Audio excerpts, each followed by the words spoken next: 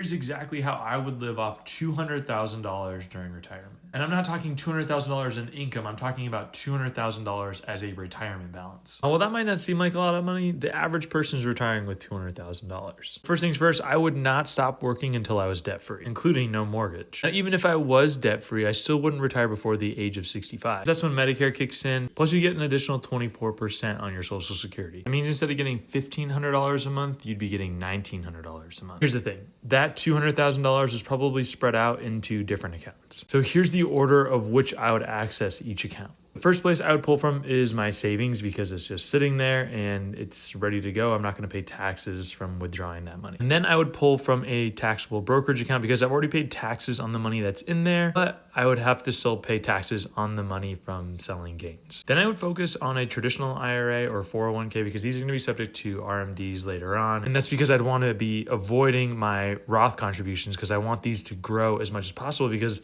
the money in here is all available to me tax-free. Here's the thing, when I draw these two down, I'm going to be focused on converting as much money from my traditional and 401k as possible to Roth so I can maximize tax-free savings. Now, as far as how much I'd actually pull out in total, $10,000. That's it. And that's based off of a 5% drawdown. If you're doing the math, that's about $33,000 a year to live off. Now, that might seem like absolute peanuts, but let me put this $33,000 in perspective a little bit. You have to understand that most people spend about a third of their income on housing. I would have a paid off home, so I wouldn't have to worry about that expenditure. It's gonna make this $33,000 feel a little bit more like $50,000. Because of how I'm approaching pulling out this money, I'm gonna actually avoid paying a lot of taxes. If we factor in taxes, well, now this is gonna feel a little bit more like a $62,000 salary. The median salary today is $60,000. Well, I'm not saying that this is something that you should plan for. I think it's just important context on helping you understand whether or not you're just completely screwed if you only retire with $200,000.